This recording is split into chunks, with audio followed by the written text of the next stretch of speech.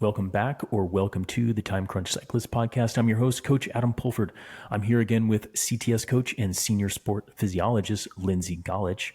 Last week, she and I discussed how implementing strategies like heat training for Olympic athletes helped Team USA win the most medals of any other nation in the 2024 Games in Paris. Today, we're going to talk about how you can use some of these same strategies to help win your own medals. So, Lindsay, welcome back.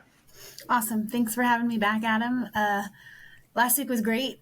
Super excited to get into some more of those detailed questions and really figuring out how to optimize it within everyone's time crunch lifestyle and world that we face.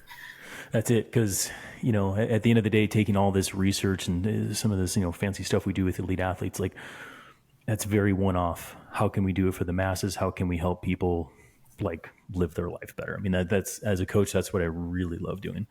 So, heat training, like I said in the first podcast, it's gaining popularity in the way of should I do this? And a few things that we talked about in the first episode is what are the benefits? What are the athletes experiencing? And just some quick bullet points is when I'm working with an athlete to get out there in the heat, I want them to start sweating sooner. So start to notice that they're actually I'm out here for 10 minutes. I'm already very sweaty, and you should sweat more. You should see it on your skin. You should be able to, maybe in Colorado, it's a little different where it just goes away right away. But out here where it's 1,000% humidity all the time, you should definitely see it. You also retain more sodium, your body just soaks it up. There's these short-term changes in your body to do that. And the net effect is increased plasma volume. And Lindsay, you're the sport physiologist here. What the heck is increased plasma volume? Yeah, plasma volume. So when we think about our blood, for those that had a biology back in high school or undergrad or whatever your device, your world is that our blood is made up of a few different parts. And the plasma volume is a little clear interstitial fluids, which is just the hydration part of your blood. Is, in most simplistic terms, is that we want to see that increase so your body is naturally retaining more fluid that it can pull from in those moments that it really needs it. And it's really critical. So there's ways that we can actually assess that you're acclimatizing by looking at, plasma volume or the sodium content that you're sweating out during a training session. And those are definitive ways to say, yes, we've seen a change happen over your acclimatization. Not everyone has access to all that. And if not, even just your perception of going into a location or facility. At the training center here in Colorado Springs, that we have this amazing room, and I know not everyone has access to it, but a lot of people, they're very excited day one to come in and do their heat acclimatization. They've unlocked this new level. So they think. By day two, they're not very happy to see me. No one's really, excited to come in and do their training. By day three, we see a little bit more conversation happening. By day four, everyone's chit-chatting. So we know even just in a short period of time that we've just seen their perception change, where if I had all these other tools, which I'm lucky that I do to assess it and look at those numbers, I know it's happening. But even in just daily communication, that we see a change in just body language and the way that you're responding to those extreme conditions. Yeah, for sure. And that goes in hand with some of the acute responses to physiology and heat training that we talked about in episode 1. And I think that plasma volume, I just call it the antifreeze of your athlete engine, right? It's there to help cool you down. And sometimes when I do this with athletes, they might actually, one way of, without all the gadgets and measuring things, you might gain a pound or two because you're soaking up more liquid, more water, and that's fine. Eventually that'll stabilize. And I mean, there's a lot of other things that can go on, including glycogen, but these are just some of the things to indicate that your body's changing, and it's changing for the better. Don't freak out. Right. 100% agree. Yeah. So Lindsay, for the time crunch athletes, people training 6 hours a week, maybe they've got a huge fondo or road race that's going to be in the heat, Ironman, something like that. Who should do heat training? Is it for everybody? Is it the time crunched athlete? Is it the 9-to-5er, the weekend warrior? Is it the elite athlete? Talk to us about that. Yeah. I mean, I think heat acclimatization is for everybody, with the understanding that, again, you've done the fundamentals, so that you've done the training, you've found the time to do just the day-to-day training. If you've found the time to do that and you're pretty confident within 90% of it, you don't have to be 100% perfect, but that you're doing those type of things, then we can go on to the areas where we know can be really important or critical. And I think heat acclimatization is one of those. And there's a lot of different ways to accomplish that. We can do it by using saunas and hot baths. We can do it by overdressing in training. We can do it by going out in not maybe always the heat of the day, but where you're timing part or the end of a training session in the heat of the day. So you're getting that just natural conditions. And I think there's a lot of different ways to do it. So goal number one is to figure out, how much time do you have to invest in your training and the recovery from your training? And are you doing all the other things correctly? And then if the answer to that is yes, then let's move on and be more all in on ways to optimize your heat acclimatization, where it's not adding another hour or 2 hours to your week that you may typically don't have. Yeah. And so in that way, I mean, we're pretty pro heat acclimatization so far. Are there any drawbacks to this? Yeah, I think if you underestimate the stress or the strain that it's putting on your body, you can kind of mess up all the gains that you put towards training. So you may not notice it in the first hour of a training session or a ride or a race, but you will notice it in the second or third or fourth, depending on the duration of your event, just because there can be a loss of power or a loss of fitness, again, because of the lack of recovery. So you're adding, every time you add in something, it's an additional stressor, and you have to accommodate that in some way of decreasing training load, whether it's intensity or volume, or increasing your recovery in between training intervals or sessions, not necessarily in a day, but day to day, or if you're doing multiple sessions a day. So there's ways that you have to accommodate for that. I'm biased. Coaching is great. That takes, it off your mind, but not everyone has access to a coach to kind of take that side of things. But I think it's something that you can kind of play with a little bit, and maybe be incorporating ways where you're not just going into a sauna where you're creating this massive thermal load where there's a lot more fatigue. There's maybe higher risk. It doesn't mean higher risk, higher reward by any means in the outcome of it, but there's a higher risk of just fatigue and not being recovered for the next day, or multiple days later, where going out and training, a lot of the things that we do with our athletes here is that if they've got a 4-hour ride, we'll say, I need you to be finishing your 4-hour ride around 1 o'clock.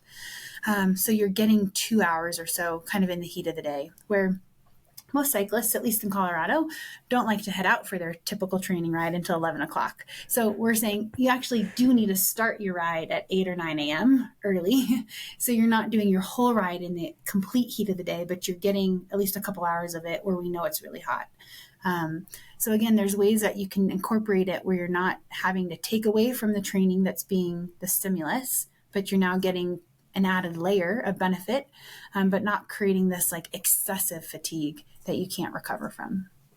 Well, Lindsay, you'd love athletes here on the East Coast because everybody gets it done starting at 6 a.m. It's too hot. It's too hot. Yeah. So in the way of drawbacks, I mean, it's really time. I'd say it's effort and learning the process, right? So for the self-coached athlete, you're going to have to sink in some education, some time there, and then probably some trial and error. But I would say that also goes into the bank of the positive side, the pro aspect of this in the world of trade-offs. So I'd say in the way of like how we add heat training in, I think of native heat. We mentioned hot baths, sauna. Let's take my favorite first, native heat. So you mentioned already you can finish a ride when it's already hot. So 4 hours, and there you go. You get some thermal effect that's happening there. What about time crunched athlete who maybe their long ride is like 2 or 2.5 hours? How do we do it then? For 100%. So if you're time crunched and you're not outside in those conditions, or you're inside training because your window of time is from 5 a.m. to 7 a.m. because it's just the way life is, you can do things where you're overdressing So maybe you have an additional layer, and it doesn't mean just, additional jersey, but you actually have a long sleeves on and pants, gloves. You're making yourself hot, but again, not to the point where you're decreasing your performance on the bike. If you're noticing ability where you can't produce the power during your training session that's required to get the adaptation, it's too much. So it's okay. One day of that being too much, no problem. You've learned, but now you've got to adjust moving forward. If you're inside, maybe you always use a fan, you take away that fan. If you don't use a fan and you're in a cool training environment, maybe you increase the heat. Not crazy, you're not going up to 90 degrees in your home or garage, but you're going up to like 78 to 80 from a 70 degree. So you're kind of figuring out this balance just to optimize those more native examples rather than trying to do something after your training session, meaning saunas, hot baths, steam rooms, whatever it might be. So again, you're just maximizing on the time that you have for training without decreasing your performance. I think that's a big thing for time crunched individuals, is that in elite athletes, I kind of want to see a decrease in performance because I want to see how far we can push them before we hit that line. But if we only have 6 to 9 or 6 to 10 hours a week to train, we have to be careful that we don't want to hit that line because it takes a lot longer to recover from it. Yeah, for sure. And I guess just a working definition of native heat, whatever's laying around, that's the native heat, right? So the hot temperatures outside, like Lindsay said, inside training protocols too. I think for me, and Lindsay, you can tell me if I'm wrong, it's the way I do it because I'm, maybe a lot of people think that a coach has a lot of time. I don't. So what I do personally, once it starts to get hot, I will decrease intensity and I will ride out in the heat of the day, and I'll ride for about 2 hours. And at first it sucks, but eventually I start to get kind of better and better. And it's not super calculated in that way of a timing or anything, but I'm introducing my body to the heat, getting really hot. My perceived effort's high, my heart rate's high, everything's jacked. And after about 10 days, everything starts to come back down. But I don't do intervals. I don't do group rides. I try not to. And I give my body patience to adapt. And then I drink a bunch. I eat a bunch of chips and salsa. Tell me if that's right or wrong or somewhere in the middle. Yeah, I think it's perfect. I mean, even with some of our elite athletes, they don't like the sauna. They don't like doing these things. So we just say, okay, right out in the heat, and we're going to take 20% off the top of your training. Yep. There's not a lot of science to that, but that seems to bode well with their psyche of the day of saying, okay, I can do that. And then we get it done. So sometimes what is out there in the scientific world does not match up with the real life application of elite athletes, everyday athletes, weekend warriors, Ironman world championships. There's everybody in between that we get the science and the research from, and we actually have to go to the real life applied world of how do we manage it. Yeah. So for listeners, self-coached athletes as well as coached athletes, don't think that you need to go out and buy Lindsay's core temperature pill system that she sells on the side. Yeah. Just kidding. So it can be that simple, right? But the thing is like you really need to be disciplined about your intensity, as Lindsay made the analogy in the first episode of this kind of like snowball of fatigue. If you do your sweet spot training, if you do your group rides, if you do your intervals and you introduce heat, you can get by, 2-3 days, but then you get yourself in a really deep hole of fatigue that it's really hard to come out of. And so just be super cautious of that when you're adding in something like heat stress, because it's not just the session, it's the rest of the stuff too. And if you're doing heat training like late in the day, that can disrupt sleep cycles, and that can make you not sleep well, not recover well. And that's the snowball starting to add up. So Lindsay, that's one example of native heat. I would say also use that if it's hot where you are. If you're living in Canada, if you're living in New England and in some of these other places where you can't access native outside heat, you need to bring it indoors, or you need to look at saunas and hot baths like we talked about. I guess straight to the point, correct me if I'm wrong here too, but so how we would do a sauna session, I would do a training session of say an hour or an hour and a half, and I would go to the sauna that's just conveniently right there. I go in it maybe like 10, 15 minutes, to start, and I want to look for my skin starting to sweat. I'm really hot. Perceived effort's a little high. And the reason I'm doing that is I go in there like depleted or low on total body water. And so I'm like finishing myself off with sauna stress to really get that adaptation for increased plasma volume and all the other fancy stuff I talked about, right? Yep, 100%. Yeah, I think that's exactly what's the ease of it, using a sauna approach. And I think there's an upper limit. Really, you do not need to be in a sauna more than 30 minutes. Yep. If you, let's say you're like, I can do this. 10 minutes is great. So 15 is better, 20, 25. I think if you're in the sauna for 30 minutes or longer, one, it's either not at the right temperature, or two, you're just kind of being a martyr and you don't need to do it. It's not efficient use of your time. I think the other important thing that we haven't really talked about is like, we know the research says, if you can do it 5 days in a row or 8 days in a row or 12 days in a row, great. Well, for the real life person and even elite athletes, we don't take that approach unless we have to. We actually kind of use it more of, we're going to do this over a 3-week period, and we're going to try to get about 10 to 12 exposures over 3 weeks. So then we spread those out within a training cycle to optimize the days that we're doing training intervals, is that maybe we're not going to do heat that day because power output is really critical, and we're going to do it on a long ride day, or vice versa. Maybe the long ride day is a really critical one and we only have an hour of training and we're going to do it on the heat intervals or on the interval day. So it kind of depends on what your training plan looks like. Again, whether it's from a coach or from a book or whatever, you're trying to find the hybrid. I think what's important though is that if you're self-coached, is write out your training plan for 2 or 3 weeks. So you have an idea. You're not going to stick to it. That's fine. But if you're kind of one of those persons of like, I got to get 3 days of intervals in this week, I'm going to figure out the best approach. Well, let's put it on paper so we actually can make sure that you're timing and incorporating this additional exposure to heat, this additional stress. So you're not just maximizing on your heat acclimatization, but you're training and your recovery as well. Yeah, get organized and start the trial and error process, because there's going to be a lot of errors.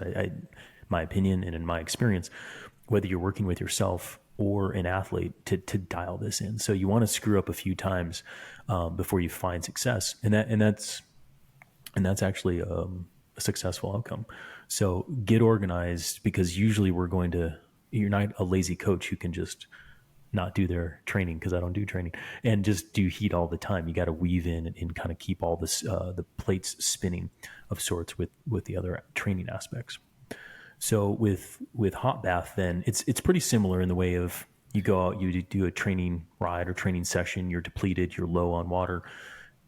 Talk to us, how hot is the bath? Like, are we hot tubbing it? Are we drawing our own bath? Like, what does that look like, and what do I feel? What should I look for?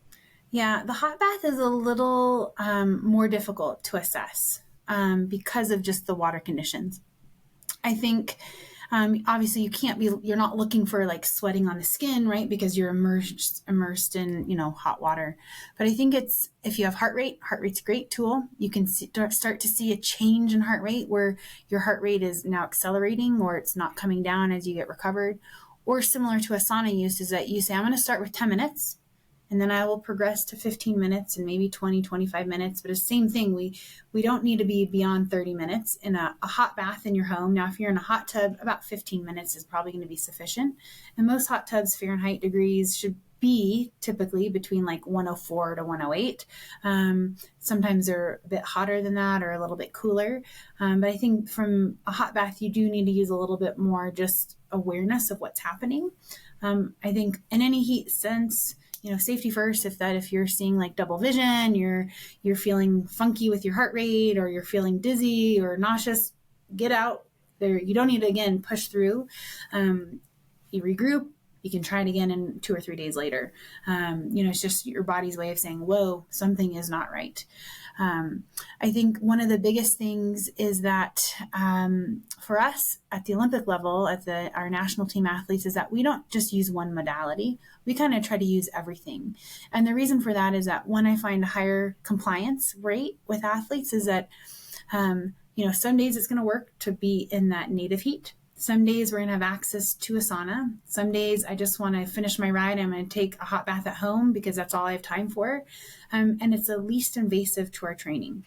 And I think that's important, is that, again, we don't want this to take away from training too much. At some point it has to, but it shouldn't be the biggest reason of like decreasing training to get this additional stress or strain on the body. Yep. Completely agree with all that. And I think that, just the component of variety will also add to, okay, I don't have to do it every single day. I can use multimodality. I can go for a hot ride. I can stay inside. I can, draw a hot bath. The timing is just what you really need to be intentional about. I think if you're going after a heat acclimatization strategy here, that's the crucial part. But I think changing it up and knowing that you can change it up, I think it can, add a lot of success to the program once you start doing this. And I think to the hot bath, when I've had athletes do it, it's like hot to where you put your feet in and you're like, ooh, that's like too hot. And then you like slowly sink in and you're like, okay. Cause it will cool off as you go. And then what I typically notice is like, you will sweat like on your, your head and stuff, and your heart rate should elevate. But look for that. But I think it's also a pretty good one to use too, if it's like really cold outside. A hot bath is always nice. So it's a good one. If anyone, and we're just touching on and giving examples of this, like in the field. Okay. If you want to read more about this, I've linked to Asker Jukenroop's hot bath protocol, Stacy Sims' sauna protocol, and Coach Coop's heat training cheat sheet. Okay. Which kind of references everything, including some native heat. And that'll be linked in our show notes that you can find on wherever you find your podcasts, but Apple Podcasts nests it down at the bottom, and also on our landing page at trainright.com/podcast. So with all of these strategies for a time crunched athlete, we talked about in the first episode where it's like this global stress thing going on with heat, and then we implemented it into the training. In this episode, we talked about like try it a few times so that you know what you're getting yourself into. How would you say, like, let's say heat training is working for you, you're like feeling it, I can do a little bit more when I'm out there. For a time crunched athlete that maybe has like, I don't know, 4 big things throughout the year, should you use them for every big thing, even if it's not hot? Yeah, it's tricky. And I think for always, there's going to be different philosophies on how to approach this. I think the way I would approach it is that you don't need to do it and do this cycle and maintain it for the entire year. I do think, like anything, you're going to kind of come in and out of it, especially for what we're doing. There's some sports I work with at the Olympic level, like boxing and wrestling. We kind of do it throughout the year because they're a weight maintenance sport. There's a whole different set of rules where, yes, you're going to retain a little bit more fluid and means body weight, and we don't necessarily want that to happen with those athletes. So we're trying to do more of a maintenance for longer periods of time. So we're not seeing fluctuations from water retention as much in their day-to-day weigh-ins. I'm just going to chime in and say, Lindsay, I think just in this right now, in this moment, I think I was probably heat adapted for about 16 years of my life. Just being a wrestler, I mean, you're in a hot room doing practice, and then what do? We get out of practice, and then we go in the sauna for 30, 40, 60 minutes trying to sweat out even more. So being heat adapted year round, we'll get to that question in a second. I've done it. It's not that fun, but let's keep talking. Sorry, I totally interrupted you. Yeah, but really, essentially, the question is, should athletes heat train year round? I get that question a lot from both my elite athletes as well as my amateurs. And that's the question. Yeah, I think it's similar to altitude, but not to that maybe extreme lifespan of like a red blood cell. I do think you can kind of go in and out of this for maybe 2 to 3 months. And then, yes, you're going to still reap the benefits. Let's say you don't have a heat exposure for 4 or 5 weeks because you live in Colorado and it's December and you're taking some time off, or you're going out for your morning training sessions or runs at 5 a.m. and it's not hot. That's okay. You're still going to maintain a little bit of it. So when you get back into it, you don't necessarily have to do this 12-day exposure to get back to where you were. You may only have to do 6 to 8 exposures to get back to that same starting level. Our body is amazing. It does acclimatize, adapt to these different stresses and strains that are placed on our body. But I think just from like a mental well-being, we got to come off of it. And for time crunched athletes, again, if we're in that 6 to 10 hours a week, at some point you need every single one of those minutes to be 100% all into the training that you're doing to make sure you're doing the fundamentals. If you're always accommodating for heat or this nutrition thing that you're doing or whatever else, thing that's out there, now you've taken your 6 to 10 hours, or let's say it's 8 hours a week, and you've dropped it down to 7. So could you get more from that one additional training session or one additional hour before you start the next thing? And my experience is yes, is that there's times and periods we need to be all in on the training and then begin to filter in the next layer to optimize our success. Yeah, I couldn't agree more. And I think, too, to just probably summarize this episode as well as the one previous to it, it's that really good training and really good sleep and really good nutrition, those are the pillars. All these fancy stuff that we start to add on top, do it when you've been successful with what matters most, with your training, your sleep, your nutrition, your hydration, and then you can start to get a little creative. Get organized and plan this in so that you can make some mistakes along the way.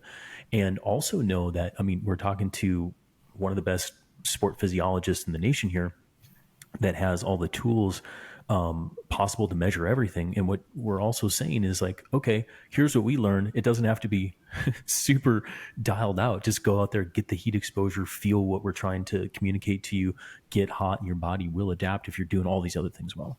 So then you'll get the benefits, then you'll be able to go and race, and then you'll be able to go and have a vacation too. Or like typically a lot of my athletes, they'll go to a hot place, they'll do their race, and they'll not be dead afterwards. And that's also a really good thing because they have the capacity and the bandwidth from fitness and from heat training too. So anything, I threw a lot out there, Lindsay, but anything that you want to tell our audience in addition to that?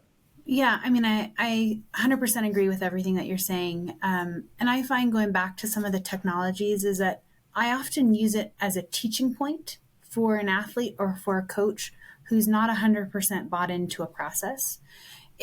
I already know the outcome, and again, maybe that's because I've done it thousands of times over the last 20 years with different athletes. So those tools are for education. And those tools, yes, they can range from thousands of dollars to, $40 device. There's a lot of things out there, especially with technologies, the wearables. There's things like the NICS, the core temperature. There's a lot of things out there. I think those things are great. But I also would say when you use them, make sure you use them more than just like 5 to 10 times. You got to use them, get a lot of information so you can find the average or the mean of what that means for yourself. So you get that education. But if you're not sure, yes, there's technologies, devices out there. I'm all in for it. I love the science. I love trying new things. But it should be from an education so you understand what's happening. It doesn't necessarily always guide or dictate the direction that you're going to go. Yeah. And even shaping up these episodes, I had a whole section on devices because I've used several, including that little core one before, but I left it out because that's at the individual level. So if you can learn from us here and we can give you, kind of the straight and to the point knowledge. Now we've hopefully equipped you to go and use the fancy widgets and gadgets if you so want to, or use the lazy man approach that I gave as an example. And either way, you're going to start to refine your process and improve yourself and improve your performance. So, Lindsay, this has been awesome. Thank you again for taking time to talk with us, your wealth of knowledge. And I wish you, as well as Team USA, good luck in the next quad coming up. And for our listeners who may want to follow you more or what you do with athletes, where can we send them? Yeah, I need to be better in social media, but my goal here over the next Olympic quad is to at least post weekly on my social media, which is tied into Instagram and Twitter, which is at Sports Science Lindsay. Let me see exactly how that's spelled out, but it's at sports, SPORTS, science, or Sci, SCI, Linds, LINDZ. So again, that's my kind of goal here personally, is that weekly I will be tagging somebody or posting something. Right now it's a lot of thank yous to Team USA for what everybody, my colleagues, of their time and effort, what they put in over the last quad to get ready for Paris, and as we wrap up with our Paralympic program too. But moving forward, that is an objective of mine. More science information, links to other people out there that are doing amazing things like you, Adam, and everybody else out there. So. Awesome. Well, I will make sure we post this in the show notes, right above the training articles that I cited. And Lindsay, thank you again. This is so great, and I think our listeners will get a lot from it. Cool. Thanks for having me.